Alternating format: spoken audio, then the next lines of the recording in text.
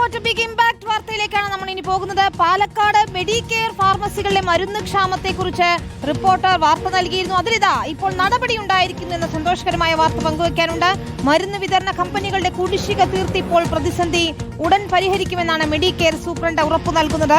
Medicare ഫാർമസികളിൽ ആഴ്ചകളിലായി 30-ലധികം അവശ്യ മരുന്നുകൾക്ക് ക്ഷാമം നേരിട്ടതാണ് റിപ്പോർട്ടർ വാർത്തയാക്കിയത്. ഇക്ബാൽ അറക്കലാണ് ചെയ്യുന്നത്. ഇക്ബാൽ, ഏറ്റവും അടിയന്തരമായി വേണ്ടുന്ന മരുന്നുകൾ ഉൾപ്പെടെയാണ് ലഭിക്കാതിരുന്ന അവസ്ഥയുണ്ടായത്. ഏതായാലും ഒരു ഇടപെടൽ ഉണ്ടാകുന്നു നമ്മുടെ വാർത്തയ്ക്ക് പിന്നാലെ. വിശദാംശങ്ങൾ എന്താണ്?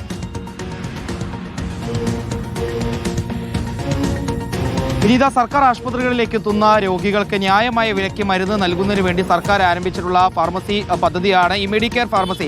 പാലക്കാട് ജില്ലയിൽ തന്നെ ഇതിൽ 6-ലധികം മെഡിക്കെയർ ഫാർമസികളുണ്ട്. പക്ഷേ കഴിഞ്ഞ ആഴ്ച മുതൽ തന്നെ വ്യാപകമായി അവിടെ മരുന്ന് ക്ഷാമം ഉണ്ടാവുന്നു. 30-ലധികം അവശ്യ മരുന്നുകൾ മെഡിക്കെയർ ഫാർമസികളിൽ നിന്ന് ലഭിക്കാത്ത സ്ഥിതിയാണ് രോഗികൾക്ക് ഉണ്ടായിരുന്നത്. ഈ വിഷയം കഴിഞ്ഞ ദിവസമാണ് റിപ്പോർട്ടർ TV വാർത്തയാക്കുന്നത്. തൊട്ട് പിന്നാലെ തന്നെ ഇപ്പോൾ മെഡിക്കെയർ ഫാർമസിയുടെ സൂപ്രണ്ട് ഈ വിഷയത്തിൽ അടിയന്തര ഇടപെടൽ നടത്തിയിരിക്കുകയാണ്. മരുന്ന് വിതരണം ചെയ്ത കമ്പനികൾക്ക് അവർക്ക് നൽകാനുള്ള തുക എത്രയും പെട്ടെന്ന് നൽകിക്കൊണ്ട് ഈ മരുന്ന് ക്ഷാമം പരിഹരിക്കുമെന്നുള്ളതാണ് ഇപ്പോൾ മെഡിക്കെയർ ഫാർമസിയുടെ സൂപ്രണ്ട് റിപ്പോർട്ടർ TVക്ക് അയച്ചിട്ടുള്ള കത്തിൽ ഇപ്പോൾ വ്യക്തമാക്കിയിട്ടുള്ളത്.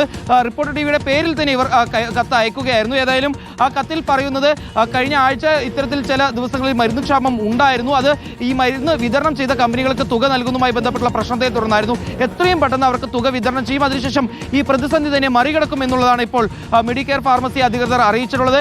ഇനി ഒരു ഇടപെടൽ വേണ്ടത് അധികൃതരുടെ ഭാഗത്താണ്.